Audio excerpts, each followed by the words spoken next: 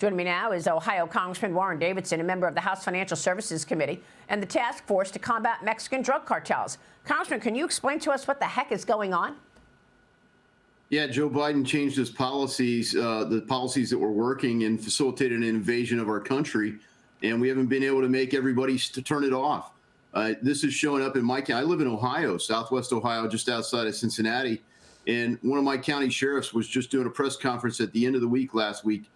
In this past year, he's had almost 1,000 detentions. He's had one guy in his jail 11 times under 7 different names. This kind of stuff is killing about 200 people in that county a year. Fentanyl around our country. Fentanyl is the leading cause of death for 18 to 45-year-olds. This is a disaster, but it's a preventable one if we simply change the policies that were working before. They weren't working perfectly, but they were directionally the right policies. And it isn't going to take more people to process more fugitives into our country faster. It's going to take policies that actually change what you do once they're here, like detaining them. I'm interested in how the Communist Party of China is involved in all of this, because I continue to hear various congresspeople telling me that the CCP is working with the Mexican drug cartels, and they are pushing drugs into America and then setting up stash houses and human trafficking houses here in America. Yeah, so the Chinese Communist Party sells the precursor drugs that fentanyl is processed from. And so those drugs are supplied to the cartels. And the Chinese Communist Party, not so much the party itself, but the criminal gangs and essentially the Chinese mafia launders the money for the cartels. I mean, so a lot of the money laundering operation used to be like a heavy commission coming across people that were taking risks doing it. But the demand for currency in China, outside of China's system, is so great that they're eating all the fees. So basically the cartels are getting their money laundered for, either free or, single, 2-3%, which is a small take, used to be like 20%. So the Chinese Communist Party, to the extent they could do something about controlling their criminal elements, they could certainly be helpful. Well, it's not even just the drug trafficking, right? I mean, there's so much bad behavior where we're learning that the CCP is actually behind. This new thing where people are running around punching women in the face as they're walking on the streets. That propaganda is coming from TikTok. You've got, TikTok also with videos of how to steal people's homes in America. All this stuff coming from the Communist Party to disrupt the nuclear family as well in America. So I'm trying to understand really how worried we should be about the threat of Communist China. Well, I'm certainly worried about them, but, the far left around the world is attacking the nuclear family. And if you look in the 60s, they rebranded everything as a long march through the institutions. Since then, the far left has taken over nearly all of our institutions, and you see almost the culmination of it over the weekend. Joe Biden isn't doing press releases from the White House celebrating Good Friday or Easter. He's out there talking about the trans day of visibility and nonsense. So, look, we are in a spiritual war in our country. The left claims the right's waging a culture war. Tell me what's got more conservative. The far left has waged a massive cultural war on our country. And the culture they're attacking fundamentally is America's culture. And if they can use the Chinese Communist Party as an accomplice, I'm sure they're willing to do it. But this ideology is native as well as foreign. Yeah, I mean, what a tin ear to actually choose Easter Sunday as Transgender Visibility Day. It's absolutely outrageous. Christians and Catholics across the country are upset that it was Easter Sunday. I mean, to be fair, the administration chose March 31st, and this year it is on Easter Sunday. But I mean, for him not to realize that is amazing to me. Well, yeah, I mean, it's one thing to say, hey, it's always on March 31st, but it's another thing to say, what are the press releases coming out of the White House?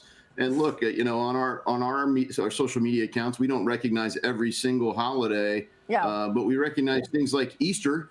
Yeah. I know. Former President Trump's super PAC, meanwhile, launching a website showing how much grocery bills have risen under President Biden. The Trump campaign going after Biden for high prices this Easter. The campaign says since January 2021, chocolate is up nearly 300%. Eggs up nearly 50%. Beef up 30%. Candy and cakes up 24%. Even the Dollar Tree now is raising prices. Now some items are costing $7. They call themselves Dollar Tree, but there are items that are $7, Congressman. So when is this, to what do you attribute this sky-high inflation, and when is the spending going to stop so that we don't have to complain that we go to the cash register to buy a dozen eggs and it's costing us way more than anybody expected? Yeah, I mean, think how mad people would be. They're frustrated right now, but think how mad everyone would be if Congress had simply raised your taxes that much. I mean, everyone that was behind that tax increase would get fired. But the reality is everyone that votes for these giant spending bills, they're doing this to you. So we have a $1.9 trillion deficit after the big spending bill that just passed, with no policy changes to secure our border. So Republicans said we were going to spend less money. We didn't spend less money. And we said we were going to secure the border. That requires a policy change. We didn't do anything about that either. And go back to how long we've been spending more money. Look, you know, when we spend the same amount of money as taxes, I guess that's somewhat balanced. When we spend as much as somebody will lend us, I guess that's some sort of check on spending. But we've spent since COVID more than people will even lend us. And so the growth rate of spending is enormous, and that causes inflation. You can print money, but you can't guarantee it'll buy the same amount of stuff. Liz, jump in here.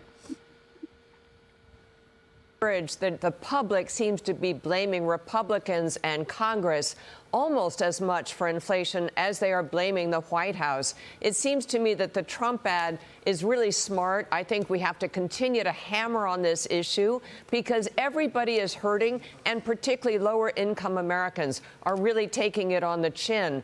I think Congress, Republican Party, really has to form the message that you just articulated, which is that it all comes from spending, because the liberal media never attaches it, never connects the dots, but voters do. So I hope that you will, I don't know how you do it, I hope you do have a strategy for carrying that message out between now and the election, that it is high spending and these huge deficits that are going to continue to keep a floor under inflation no matter where interest rates are.